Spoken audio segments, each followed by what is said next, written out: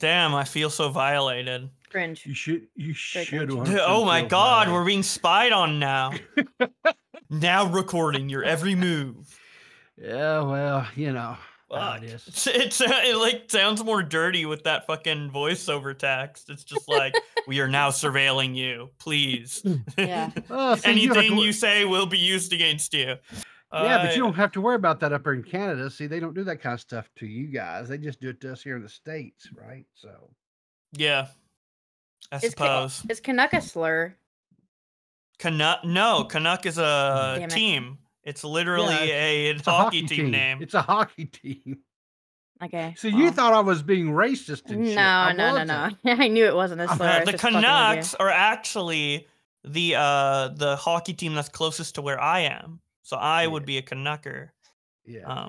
Now, depending upon who's playing, depending on how you refer to someone as a Canuck, it could result in some fisticuffs, especially if they've been drinking. So Canucks are usually bad, right? That's what I've seen. I know, like in 2011 or something, there was like a riot in Vancouver over it, and I actually was coming back from a vacation from Vancouver Island, so I was on the ferry looking in from looking at the coast and seeing a little bit of chaos, and I'm like, is this the apocalypse, dude? It was funny, but yeah, people get crazy about their sports. I know sports exist, kind of, sort of, but I just don't have anything to do with it. There's a lot better things to do. So, all right, well, let's get this on going and stuff so that we can be respectful to your time. And like I say, about an hour is what we usually try to have these things. We can go over if you want to. My day is, I've done most of what I need to today, actually, so. If we do, we do. If we do, we'll just see kind of. We'll see how it goes, how it flows. Yeah. Okay, so here we go. All right, so welcome into another episode of Chewing the Fat with Peepaw and Maggot. Today we are joined by the one and only Bowblax. Hello. So you're known as Bowblax. You're known as Josh, Twitterverse, and AKA, and probably your most notorious, I guess, name. Throbbing Horsecock? Is that? I thought you were gonna say Bobby. No. Yeah, Throbbing Horsecock was probably my most unique username. I've gone by a lot of aliases online. Yes. Okay, so you are a Canadian YouTuber, and on your main channel, our main Twitter account, you got 44,000, almost 45,000 followers. On your Twitterverse, you're kind of, I don't know if this is necessarily is this like your kind of your, I don't know, is it? It's like a Twitter for more hardcore fans. So it's like, I was gonna say, didn't you private it for a specific reason? I feel like you privated it for like a specific reason a while ago, but I can't remember what it was. The reason was I wanted it to be like a place where people like I would tweet certain things. Like before it wasn't private and I tweet certain things on that account, but people care more if it's private because it's more secretive and it's more like closed off within my little like community or whatever. So it's kind of like for more hardcore fans to engage without someone publicly seeing and then asking questions like, why are you bullying Tipster? Because I want to. Because you want to. So you got about 4,000 followers on it. So not super private. It's just more. It's just insulated more, I guess. Sure. But, on your main YouTube channel, Twitterverse, you've got 315,000 subscribers. Congratulations. Thank you. Awesome. I know me personally over the years, I've used several of your videos as resource material for like if I'm doing a stream or talking about things, because how you do it I don't know, but it's like you always get all the screenshots. And I use it for background noise. I use it for background noise when I'm playing video games. In specific, the 9-hour-long Pokemon video, great for like if you're just jamming out a video game. Great for that. Hell yeah, I love using videos in that way. Your streaming, your live streaming channel, the Mayo Monkey channel, where all your bullying, I guess, occurs. You've got about you're 9,000. You're approaching 10,000 subs on that. Yes. You brought up recently, just a minute ago, you brought up, why are you bullying Tipster because you want to? I'll be honest with you, Bowblax. I kind of was like, I felt like at times you were being a little bit overboard on doing as many streams as you had done on Tipster. Yeah, it is But overboard for sure. well, no, I don't think it I is disagree. now. I don't think it is, and I'm going to tell you why. Because we had this conversation on our podcast stream Sunday that we do. After this latest just flip flop that basically same pattern it was a year ago with the whole lollipops and all that kind of stuff, right? And him just basically turning tail once again. I was like, no, this guy deserves everything he gets. So no, I don't think you necessarily were overboard, especially when he did like over 30 videos on Susie Lou alone. Yeah. So yeah, I'm not saying overboard as in he doesn't deserve it. Yeah. Or like I feel bad for him, but more of overboard as in like no reasonable person would make this many streams and this many comments on Tipster. Like I'm a little obsessed because slightly autistic, but it's fine. Yeah, it's like I think it's the same reason why other people like lol cows and follow them, like Dark Side Phil or whatever. Like they're just patterns and consistent. Their inability to learn and their consistent weird behavior and patterns and memes surrounding them. It's all just come together into this really like entertaining person to follow. Especially since I used to know him. So I kind of, I feel like I can pinpoint his motives and the exact reason he does everything. It's just fun. It's fun. I love bullying him.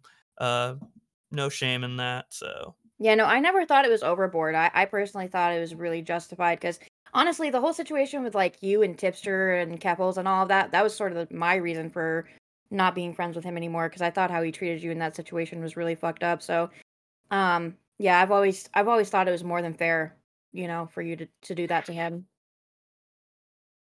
Sure, 100%. Yeah, I agree with Mags on that one.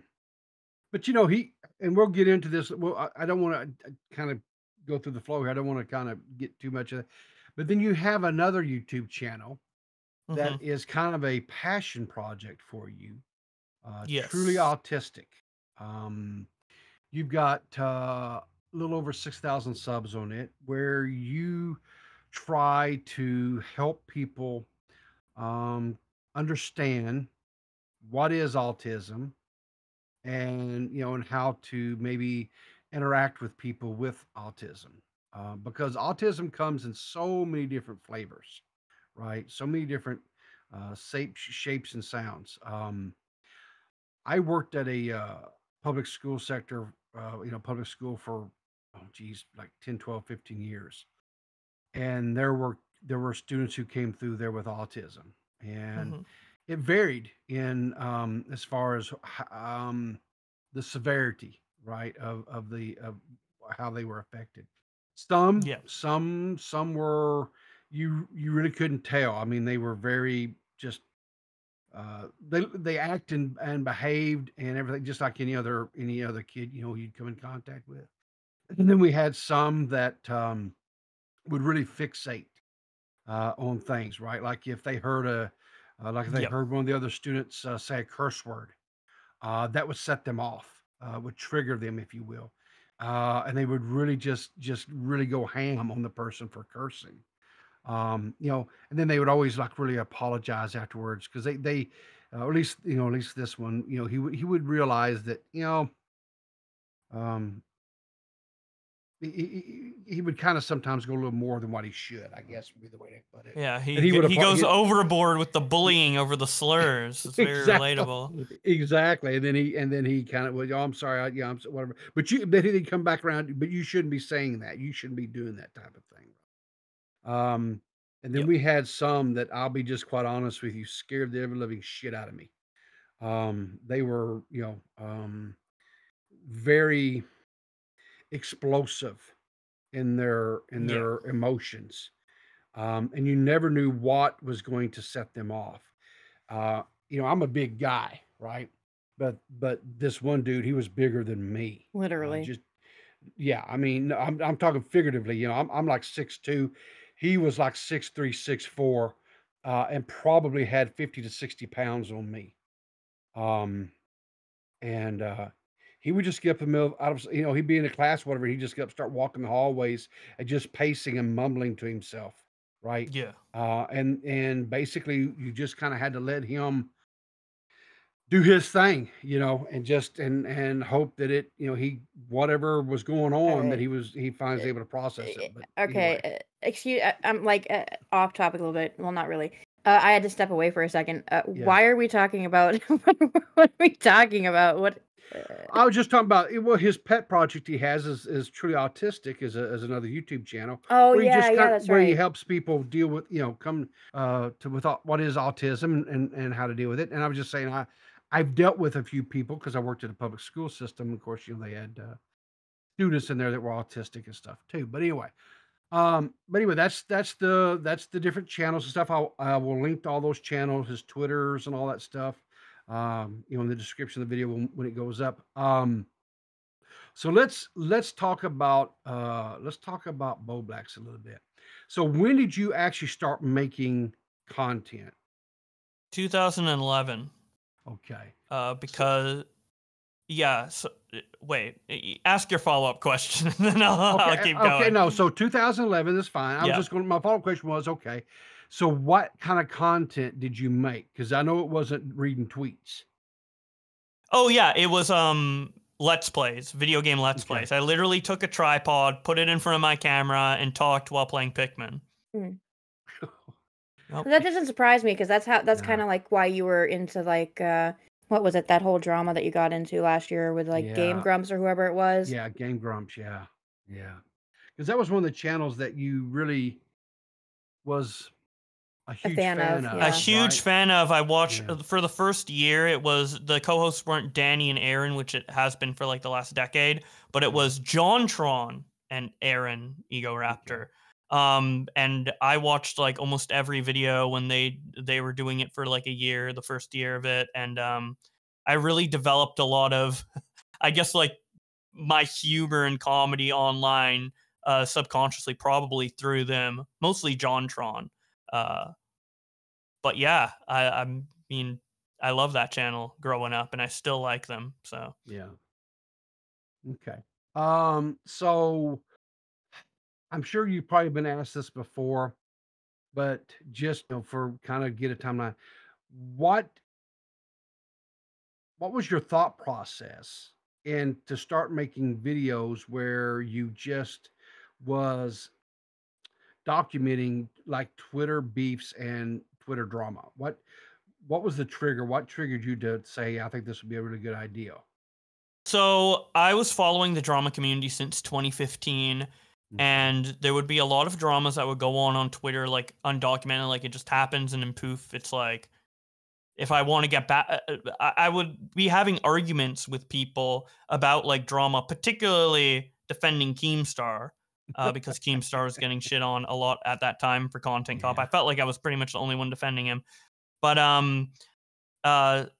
basically I would need to like go, a lot of like my evidence to defend Keem was like through what he says on Twitter and what he said on streams, because Keem just made a couple response videos. They were like received pretty poorly, but he elaborated a lot more on his Twitter and his streams, as you know Keem to do now. Like now he's known for that stuff, but before it was kind of underground in comparison to Drama Alert and the overall like narrative or whatever. So like I would be talking with people in private, like explaining my reasons, and then I would need to like bring up a tweet for it or something, you know, like I don't have it.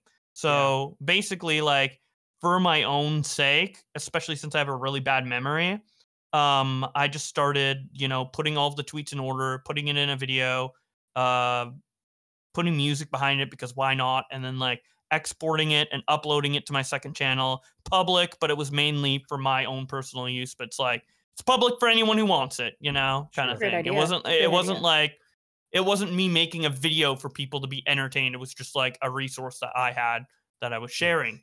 And it blew up. One of the videos got like 700K. It was super crazy. So I just kept doing them. Did you start off narrating them, or was it just like the No, the it was not narrated. It was only the screenshots. And it still blew up? Yeah. That's crazy. Yeah, because it was about creators that people cared about in drama, but at that time, like nobody talking about it was all like isolated to YouTube. Like people would talk a lot on Twitter and discuss a bunch on Twitter, but Twitter never really came over to YouTube. They were like two isolated things, but creators want both of them talking about dramas in two separate kind of ecosystems. So I guess crossed the gap in that way. And I mean, people brought up tweets here and there, but it was not as common as it is now. Like if you look at Twitter versus now in comparison to all the other like drama reporting content out there, it looks like I'm a dime a dozen copy paste channel. But back then, people didn't really have that. So I think that's why it blew up despite me having no commentary and the videos being like super simplistic. You know, if I uploaded those videos I uploaded in 2017 or whatever today, it would get no views because everyone's already doing that, but better with voiceover. So, question, because you're an old hat like myself as far as being out and watching commentary stuff. Yeah. What are your thoughts about this shift that occurred probably around I'm gonna say probably around 2018, 2019, somewhere in there, where people quit making actual like scripted, edited commentary videos, right? And just went to a streaming format. Are you more in favor of the streaming formats that they do currently, or do you miss the well-written, produced type, commentary videos of the olden days?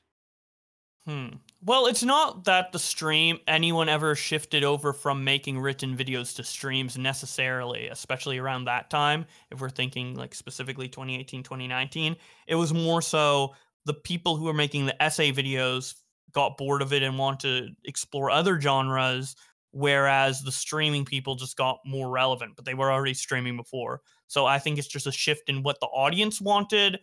And well, not really, because audiences always liked essay content, but it's basically like the commentator YouTubers got burnt out and then the streamers were more prevalent. So it's just. And it's kind of more interactive too. Like you can interact with the creator you like a little bit more if it's through streaming. So it makes sense. So yeah, I mean, it's just been a shift in like the different creators doing the different formats and stuff like that. I don't think it's ever been like, oh, I only want to watch, like, I'm sick of videos, I'm only watching streams or whatever. I think there's been an audience for both always, but we're just seeing more streamers because streaming just became more prevalent in general over the last couple of years. And then just some commentary people just quit and then new ones are coming in. So it's more like commentary videos have always stayed relatively the same size, but streaming has grown so much that it might look like videos are on the down low, but a lot of people still make commentary videos. Yeah, so. It kind of seems like streaming makes more money, and that's why people gravitate towards it. But where you stream and you still make content. Do you think that that's true, or would you say like making regular content is still more profitable than streaming? For me personally, it's way more profitable than streaming. Streaming has to be a hobby for me, just because I don't get enough donos to make it full time. To make enough money full time. And the thing about making money on streams, especially if you're like a streamer of like my size, I guess, is that you don't have direct control over how much money you make. It's like completely random. If someone wants to throw 100 or 5 or whatever, you can improve the content, but that doesn't guarantee that you're going to get more donos because like, it's up to the individual person. Whereas with content, it's the advertisers putting on the ads and it's just the views and stuff. So it's like, if they view it, you get money. Your goal is to get views. But as a streamer, obviously getting more views means more chances to get donos. But you could be a streamer with 1,000 viewers and get like less overall donos than the streamer with 500 viewers just because they have more viewers who are willing to donate. So yeah. For me, making money on videos, I make more, but theoretically with my numbers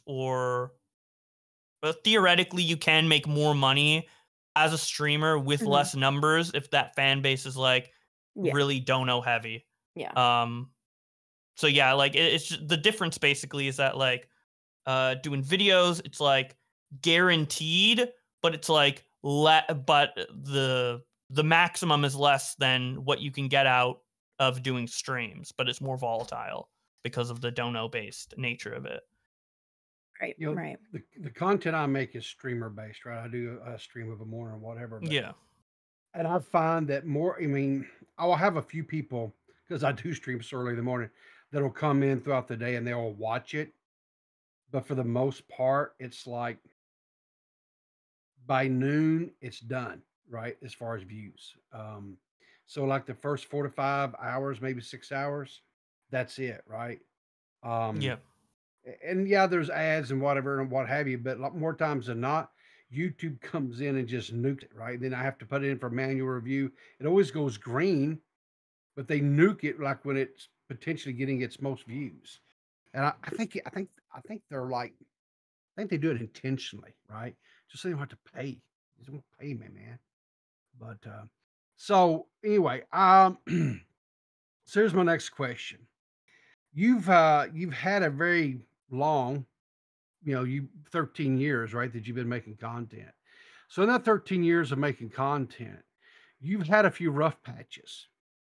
What would you say would be probably your roughest like controversy or drama that you were wrapped up in? Do you mean for my brand or for my mental health? For you personally. Yeah. Oh, for me personally, usually when it's hardest for me personally is when something goes on online in conjunction with other things in my personal life that compound it. Sure. Sure. So one of the most hardest times recently was like September with that Pokemon banana tweet, because of some other stuff going on at the time. Yeah. But in terms of like just like one thing online that like I'm upset because of other things in real life, but like the online thing is maybe the most stressful.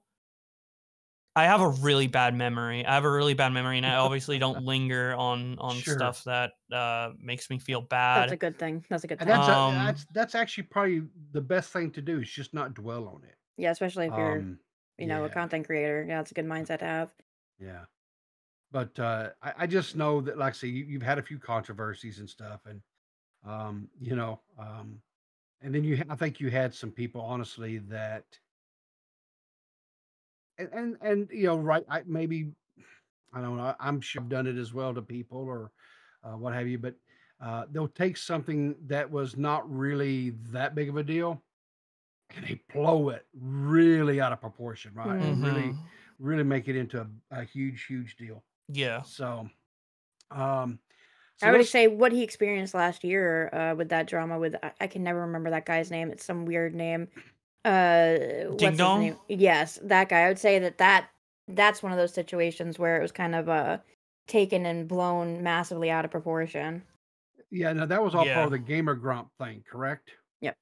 Yeah. Game Grump. Yeah, that fan base really came at you hot and heavy. And I really think that they I guess I understand. I mean, this was a creator that they really liked or whatever, and they felt like maybe that their creator, their whatever, was not getting a fair shake.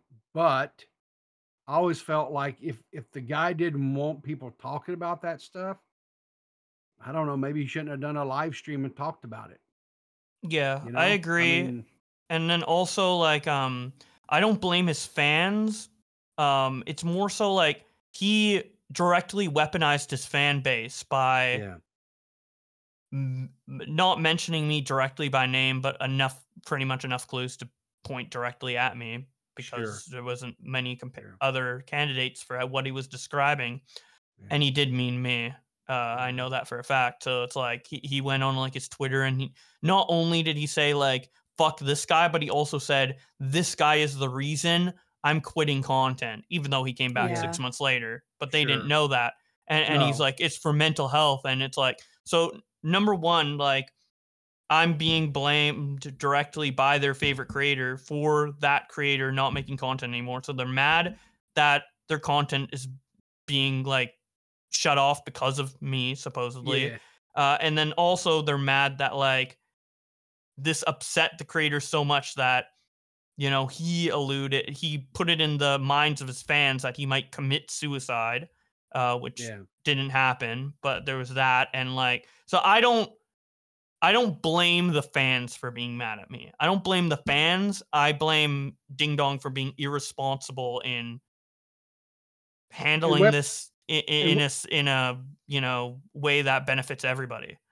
And weaponizing and swinging that huge Yeah. audience, right? I mean, Yeah. let's call it what it is. Especially when I offered to demonetize the video and do various other things. I just didn't want to immediately take down, especially when he addressed me in such like a harsh way. And he's like, hey, dipshit, like right away. So it's like, I'd be like, okay, we can talk about this a little bit in DMs and I'll ultimately do what respects you and favors you, but blah, blah, blah. And then he never responded.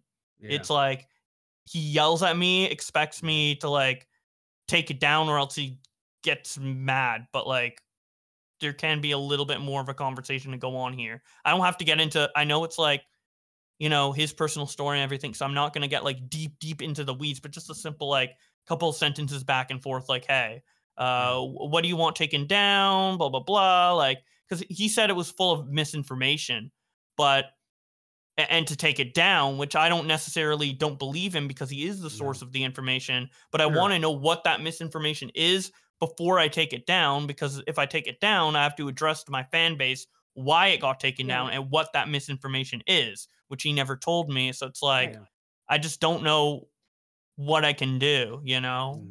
Well, exactly. Well, so really quick, I'm curious, because you came on to another stream that I'm on, I think like a couple months ago with K-Huck, and afterwards you had taken some clips from that stream and used it on your side channel, sort of as like a video addressing the game Grumps Ding Dong drama. Yes. What do you feel like the outcome was after posting that video? Do you feel like it's made things a little bit better, or? Oh, for sure. I mean, this drama's a year old, so no one's talking about it now. But when I posted that, there was like a lot of support, particularly from my fan base understanding, and even I think some of his understanding. Like, it has a little bit of dislikes, but it's mostly likes, and there's a couple comments being like saying, "Oh, you're wrong" or whatever, but I think most people understand because I did explain it pretty thoroughly in that video, so it's been good.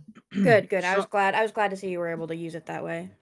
Yeah, it's just it was a relief because even though like by that time that I uploaded, like it was so long that the hate died down and everything, it's just nice to have a video that I can immediately link if people ask questions about it, right? So.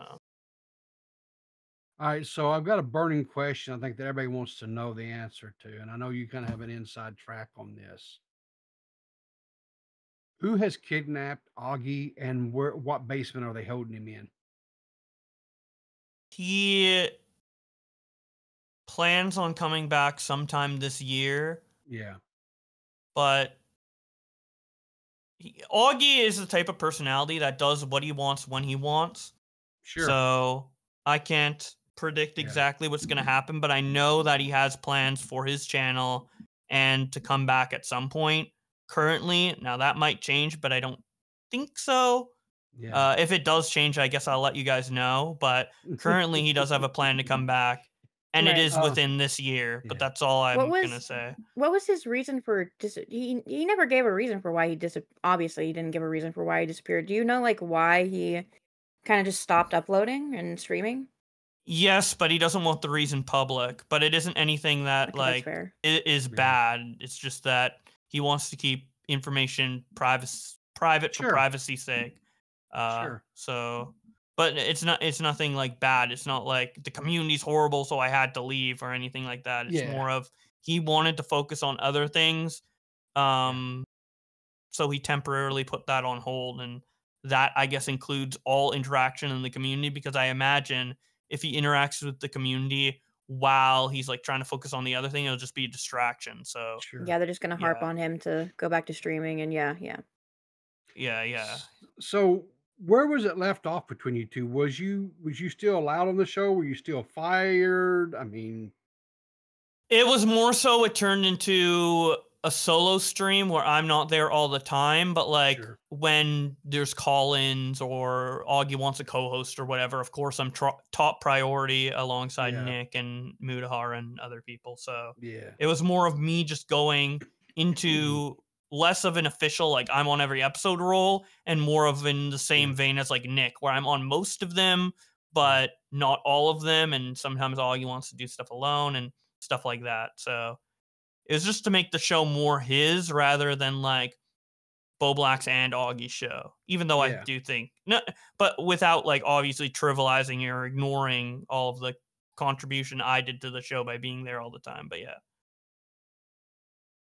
So, is there a creator out there that you would really like to collab with that you have not done so yet?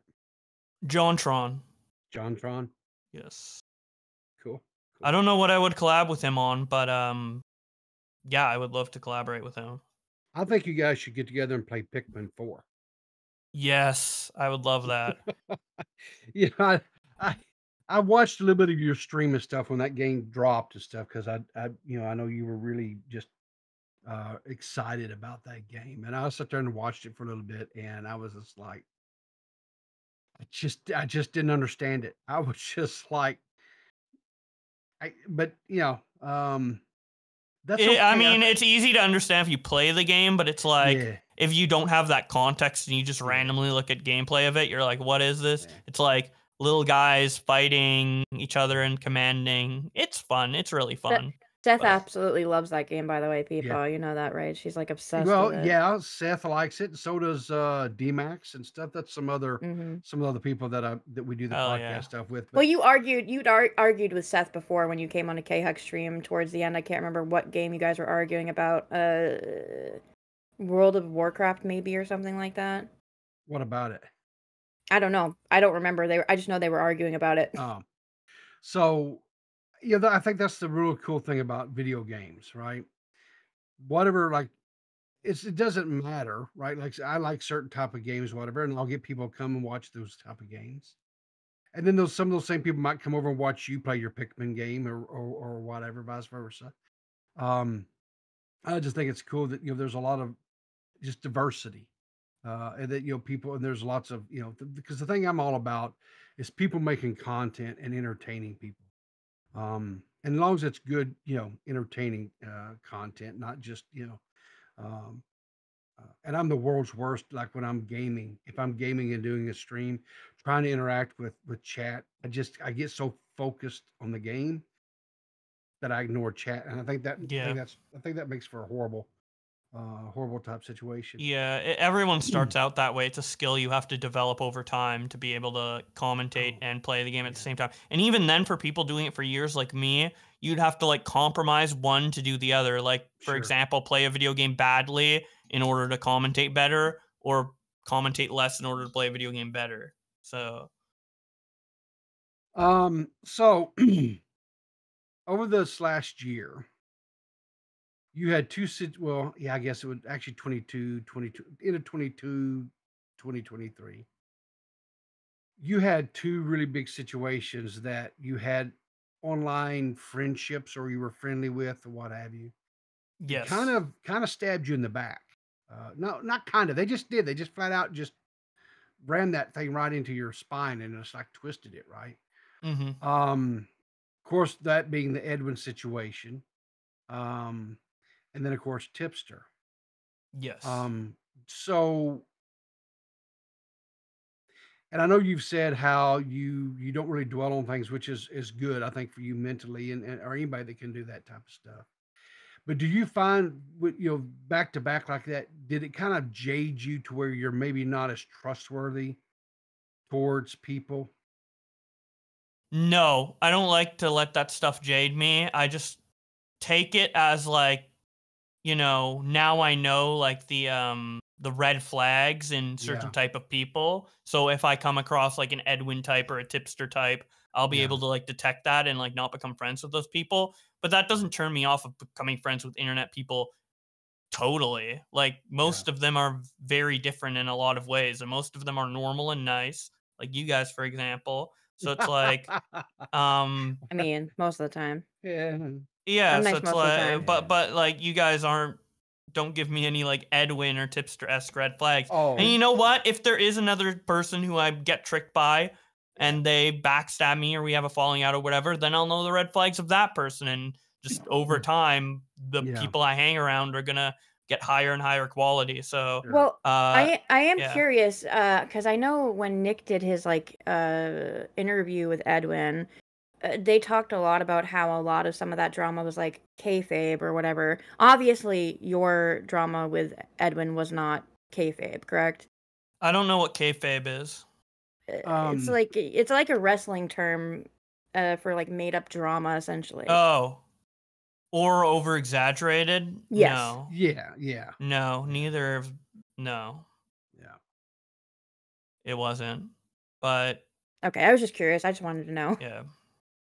I'll never forget the night. You know, this was back when I was helping Dave out and was kind of producing for him and what have you, And it was one of your nights. I think it was like, the Friday nights where you tuned in and you broke it on Dave's stream about the Edwin situation, right? And I was sitting there going, of course, I wasn't on camera, but if I had been on camera, my jaw was literally dragging the floor because I was like, I have a nuke. Well, maybe not a nuke to drop. I don't know where I should drop it. I'm upset. Here. Who's it on? So Here. Drop Edwin, it. Right here. Edwin, Right now.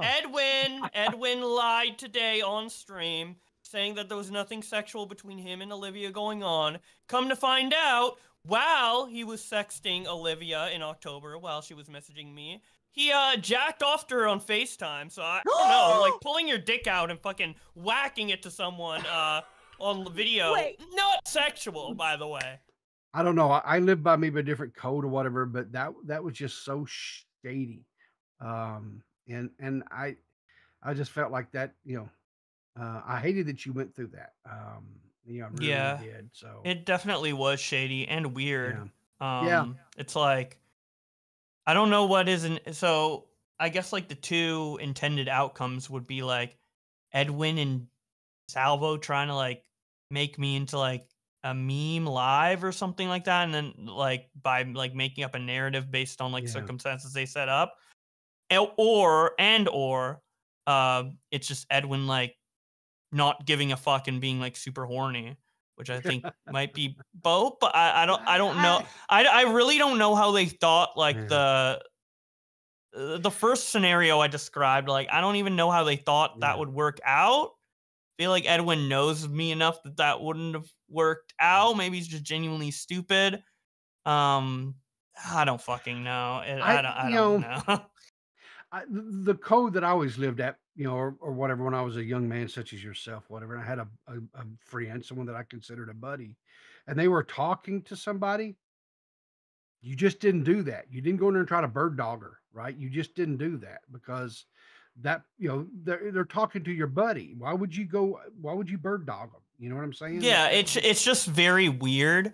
Yeah. Now, like the thing with Olivia is that like I was just talking with her with the intention of, and she reached out to me first. Let's be clear about that, because there was like this like weird fake romance stream or whatever that Edwin was trying to set up with Xylee, and I was just gonna be the premiere guest just to test it out or whatever. He brought in Olivia because she was there, I suppose. And it was all just like playful and performative to an extent. And I thought that, and then she DM'd me after, and she's like, "Well, I actually like you and would like to talk to you more." I'm like, "Okay." And we did talk more, and then I realized after like less than a month, like of just talking, like, "Hey, I don't think this is gonna work, but I like you as a person, whatever." And we just split ways amicably. It's like a pretty common thing, just like going out with someone or like dating someone, whether it be E or real. I don't do E anymore, but and you just see if it works, and if you guys don't click, then it's like it's fine. It's like a pretty normal thing. But because like this whole internet drama got attached to it like a month later, I still hear about it years later. People are like, oh, did he break your heart? This was like really bad. And it's like, yeah, it was weird and shitty for what Edwin did. But let's be like, I didn't fall in love with Olivia. I wasn't ever like in love with her. You know, he didn't like break my heart. It's just that I had a consensual, you know, kind of back and forth with a woman online for a little bit, and then it didn't work out. And then I'm just hearing about it months later in this weird context. Yeah. It's just so strange to me. Like, there's a lot more about Edwin than it does. I don't know. 100%. Like, 100%, yeah. I don't know. And like, still to this day, some people are like, "Oh, you got cucked," or like weird shit like that. And I'm like, I don't. Like, did I? Like, I didn't even know that any of this shit was going on with Edwin until a month after I already decided to stop talking with her in that way. Yeah. And it's like, I don't think he got cucked. Anything. Maybe. I wouldn't even say you got played, really, right? Because I mean, it's not like you were buying her extravagant gifts and flying her here and there and all that kind of shit. I mean, you had a few conversations on Discord, you know, and whatever that entails. I mean, I don't. Yeah. Anyway. I mean, she did kind of extort emotional support out of me, I guess, for like a couple weeks, because I'm just like that. I'm like, whoa, what's your life like? You know, give advice. I don't know, but like.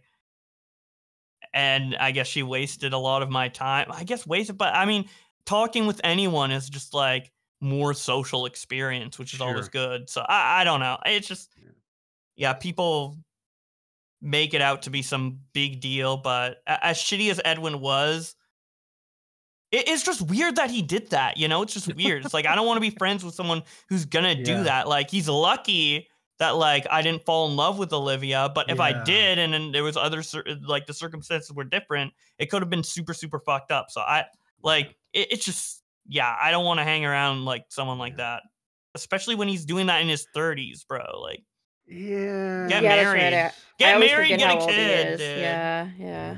Settle down, you fucking freak. Yeah. All right, so I've already got one last little area I want to dive in with you a little bit. I don't know, Maggie, do you have anything areas that you're wanting to before we hit this last one, or? Go ahead and do the last one, and if I think of anything. Okay. All right. So, you and TommyC. Yes. That is kind of really a strange interaction between you guys. TommyC says that he doesn't really have any ill will towards you. I know that you like to bust his balls every chance you get. Not every chance. Oh, come on now, it's like 50% of the time. I close my mouth a lot just to appease the Tommy lovers, but yeah. Yeah. So what are your, like, I guess, what are your thoughts or feelings or opinions about TommyC? General indifference, but I think he has a lot of really good entertainment values, and I think he also has a lot of good values as a person. Like, I think, you know, he's probably a great friend, father, husband, even like online friend to a lot of his friends. I've seen him like support people like Matt Pitt, Nicholas Diorio, stuff like that. I think he's an overall good, and I think he's generally like, he's a good person. I would consider him a good person for sure. But just like, and I think he's also funny sometimes too, but also like, I don't know, like with him in particular, with me, like some of the ways he like interacts with me or like talks about me or whatever, I just don't get and don't grasp. So I'm just like, I'm just gonna let him be who he is, but I'm not interested in like being his friend, because it's like, you know, there's like weird things with him, like even recently, like, you know, with the whole Mama Max thing, where everybody was bringing up this tweet of me being like, oh, like, Mama Max, that was awesome, like after he falsely accused Tommy as a pedo. So I like saw that and was remembered of that, and I apologized to him of my own volition in DMs, and he was like, I don't know why you still have an issue, or if you do, but you could settle in and let's just consider it settled. And I'm like, okay. And he's like, yeah, okay, your turn. And like, just said like weird, like antagonistic X shit. And it's like, dude, I'm just apologizing. It's just, because I feel like I want to, and you might appreciate it, and that's it. Like, I don't know, like the way he like talks about me and acts, like even like before in the past, like when we have beef or whatever, he's like, Bowblax is a clout chaser and all this other stuff, and I'm like, I don't know what I do to like make you think that, but okay, like I don't care, I guess, but like every time you like, I feel like every time Tommy interacts with me, it's just in such a weird way, and I just don't understand how he thinks of me or what he thinks of me, and it just makes it so like I just don't want to even deal with him. But yeah, generally I think he's good. It's just that with his interactions with me in particular, I'm honestly like just confused, so I just don't engage, you know? So have you ever had any like really long or extended periods of times where you engaged with anybody from like the East Coast, like specifically like I'll say like New Jersey or New York or that area, that Boston, that area of the United States? Have you ever had any friendships or people from that area? Nicholas Diorio, and there's other people I know in that area. Like I know King Yeah, of Nothing. I'm close with yeah. him online, and he's from that area. Okay. TommyC reminds me. I had an uncle. He passed away. Oh, I guess about a year or so ago. I'm sorry for your loss. That's okay. He was an alcoholic, drunk himself to death. So he was a New Yorker. I mean, born, bred, raised, the whole deal. Very loud, very, very vocal, about everything, right? And Yeah. when I was a young boy growing up, especially in the South, uh, he used a lot of language that I wasn't used to hearing, and I would go to my mom and I was like, Mom, why is he whatever? And she would like, well, he's from New York and that's just how they talk. And I'm like, why is he so loud? Why is he so animated? Why is he so, just, you know, so much? And she's like, well, that's just how they are. That's just the way they're raised. And TommyC is a perfect example of that. I think a lot of people, with Tommy, when they see, and when he really gets into his New Jersey, and he lets his New Jersey inside of him come out, and he does the whole, it really is off-putting, especially if you haven't, if you're not familiar with people from that part of the world, because they're unique characters. They really are. Yeah. Um, I'm fine with animated people, and I have a lot of, yeah, friends who are like animated, and I totally know the vibe you're yeah, talking about. But like yeah, when TommyC talks with me in particular, like for yeah, example, I apologize to him, and then he yeah. says, "Okay, I don't know what your problem is, but like your turn. Like, what does your turn mean?" I just said, so, like, what's the next? Like, I just I, don't I I actually understand I like what don't he yeah, means. that's kind of weird. Other than maybe if he was like say, okay, um, yeah, you've apologized, but let's see what happens. You know what I'm saying? Like words, it's kind of like they'll say words are cheap, actions speak louder. So maybe it was a kind of a deal where, okay, you apologize, but let's see how you go from here, right? Or if you, is so Maybe I I don't know. just You know, Tommy gets a lot of flack. I like Tommy. I've been following Tommy for years, decades, I almost. like Tommy a lot too. Yeah, Here's a really weird thing is that Tommy yeah, was legitimately my favorite YouTuber in yeah, 2017. I remember I was yeah, like building up the courage to call into his show because I was really sure, socially anxious about that. And then like when in 2019, like something happened where yeah, I basically like Keemstar was fighting with him, yeah, and then I was trying to like play middle of the road in the sense where it's like I see where Keem's coming from, but I also see where Tommy's coming from. So I was telling Tommy like, "Hey, I agree with a lot of the stuff you said, but also you're kind of like paranoid in some ways or whatever." yeah, And yeah, I yeah, think that yeah, I think that comment really set him off, and then um, he made like a bunch of he basically like I feel like he character profiled me in my head before he even knew anything about me based yeah, on like a couple things that I might have said. And that yeah, character profile in his head has stuck ever since, which is like clout hungry, do anything to get to the yeah, top, stuff like that. And yeah. I don't know, it was really jarring to have like your favorite YouTuber just all of a sudden Sure. like have this Just weird opinion of you. And since like, you know, I am very much the type of person who wants to understand what people think about me, I would like poke in a way where I would like try to reach out and try to like make amends and figure out what's going on. But he saw that as me trying to like suck up to him or whatever, when it was me just trying to like make sure there was like an understanding because I liked him and I wanted to be on good terms.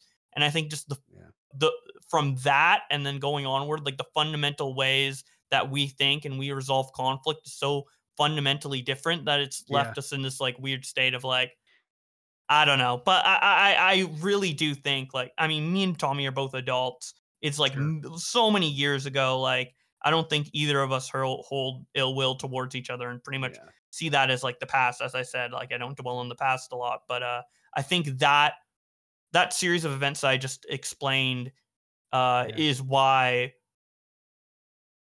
I guess me and Tommy's communication just never connect, and I just don't understand what he means half the time because he thinks I'm someone that I'm not, I guess. At least he did. So I don't know. Okay, so one last little thing, and we'll wrap it up here unless Matt has anything. Yeah, well, I'm curious. I guess I would be remiss not to ask what you think of the most recent drama with Tipster, and him, you know, defending Vaush on the anniversary of his lolicon drama from last year. I think he has crippling self-esteem issues to the point where he will do anything to impress someone that he wants to that he thinks is more important than him and wants that person to see him as someone important. And he will do anything to increase the chance of that. So, for example, he thinks Keffals is more important than him, and he wants Keffals to see him as important. So he will do anything to back up Keffals' opinion, even if it makes him look like a pedophile. And I think that's what he did with Rum, because he wanted Rum to like him or whatever. So I just think I think everything Tipster does is kind of like a symptom of him trying to get approval, not from like the overall internet, but from like a few select people. So he doesn't care if he looks bad to everybody. He just wants to look good to Clara, you know? Okay, so what about this tweet you put out today about one of my co-hosts, Jessica Pizzle? Oh boy. I didn't know she was your co-host. Jessica Pizzle was caught on my private Twitter, or not on my private Twitter, but in general, being supportive of Tipster. My private Twitter is Tipster Bully Zone, all Tipster Bully tweets. Oh God, I cannot have her, I cannot risk a Tipster ally leaking sensitive information. So she I forced her to unfollow the account, and she's been hanging in the requests for months. But I've recently seen her disavow Tipster a little bit.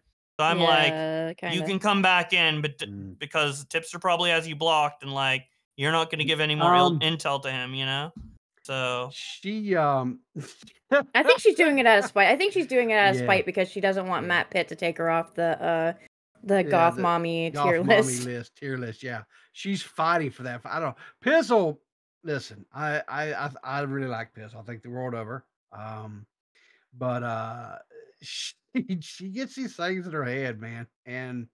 But I don't think she's, because we talked about, I've done my best to try to avoid this whole conversation about Vaush and H3 and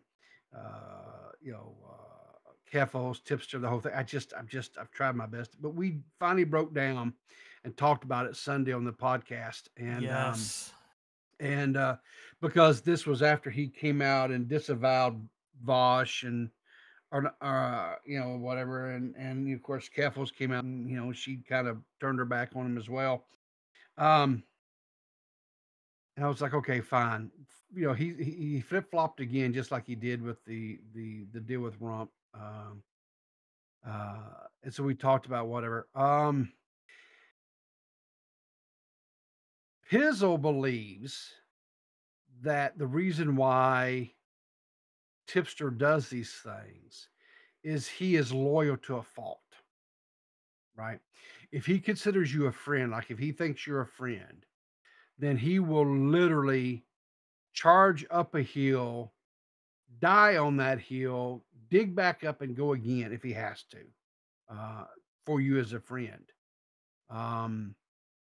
So I feel like their takes are kind of similar. Like what Jessica's saying, what Bowblax is saying is not super different, but it's just like it is worded a little bit differently. But to be fair, I don't think your guys' takes are that different. No, not really. My take's a bit more complex though, in the sense that like Tipster, if he considers someone a friend, that doesn't mean he's going to like defend them all the time, because if two friends conflict with each other and he has to he'll pick one over the other. He won't do whatever to appease both, right? He literally picked Keffals over me. I know that sounds like high school or immature to say, but literally he did. You're right. So it's like, so is it because he looked at her as having more clout? It wasn't clout. It was more that probably Keffals was more supportive of Tipster's random vents and DMs and had more time to talk with Tipster in general. I'm a pretty busy guy. Like if Tipster wants to vent to me about something, I'm all ears or whatever. But I'm not someone who can respond all the time. Whereas Keffals, especially around that time, was like purposely trying to reach out to commentary people to befriend them. So she probably just gave him more attention. That was basically it. Yeah, I thought that was interesting. It would have been funny if she was like using Tipster as a way into the commentary community, and then he like completely cuts ties with everybody. Yeah. It was more like she did want it to be an into the commentary community, but what happened is she ended up pulling him out because Tipster is just, his spine is not stable. Well, I mean, during my friendship with him, he told me multiple times that he felt like he wasn't in the community. And he felt like, you know, he wasn't really friends with like you and Nick and Augie and all these people. So, I mean, it was just inevitable. For months he was saying that he wasn't a part of the community. So, it was inevitable. Good enough for him. Well, I didn't know. I didn't know that. Like he like complains to other people about. It's like, yes, if you want to be my friend more, you can talk to me. I was like always friendly with him. Like nothing changed in my opinion or feelings towards him from when we met up until, around I guess February with the lolly thing. Although I just saw that as like a big mistaken blunder on Tipster's part, but it wasn't like abandon him worthy, but I guess he saw it that way. I don't fucking know, dude. I don't know what goes on in that man's head. I was just nice to him, and I would talk with him whenever, but also I'm the type of person that I don't reach out to people typically. I mostly have people reach out to me. So it's just like, just end up, we didn't talk that much. I don't fucking know. It really kind of came out of nowhere. I think he really just he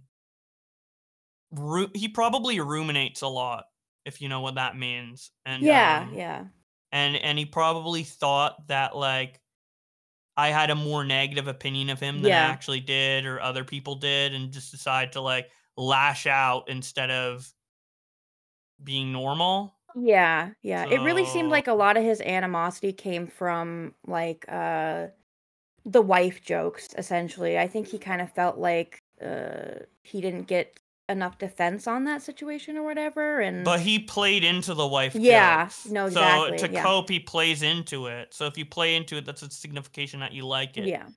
He did not. He did not. He should have said that. If he straight up DM Nick or Augie or me, he was in group chats too, just said, hey, I don't like the wife joke, stop. Like, just definitively, I have my spot, like, putting my foot down, like, I don't want you to do that. We would have stopped easily. Yeah. Like, his comfortability is more important to us than jokes. Except for maybe Nick. I don't think Nick really ever liked him. But, like, Nick is respectful enough to where, like, if he said that, like, he would just joked about other things, you know? Sure. I think Nick is a decent enough guy. I think he's, I think he can be. I think Nick is intelligent enough. I guess what I'm trying to say is he's intelligent enough to where if he wants to burn you, he can burn you, but still be respectful. Yeah, there's lines he doesn't cross. Yeah. So anyway, Okay. Is there anything that you want to talk about that you've got coming up that you'd kind of like to hype a little bit? That Nothing in particular that isn't out right now. I mean, I did do the Lollyster skit on my Mayo Monkey channel that I think is really funny and people should check out. And also, you didn't mention this with the, all the channels listing off, which is fine because I have a lot of like different side projects. But I also have a gaming channel called Bowblax, which I have a couple videos, Pikmin videos on there and stuff. Oh, yeah, I think I Sonic knew about that. videos I think I knew about that too. you Yeah. guys can check out. But yeah, those are like the two main things that I've been proud of recently, but also obviously all my other content you can check out as well. I will. Okay, I got that channel right here. I'll add it to the list, and I'll make sure that I get it put into the. Yeah, the three channels I'm actively gonna be working on is Bowblax, Mayo Monkey, and Bowborb. So those are the ones to check out for content. But sure. But yeah, thank you for having me on. Hey, no problem, man. Thanks for coming on. Thank you. Yeah, thank you for your time.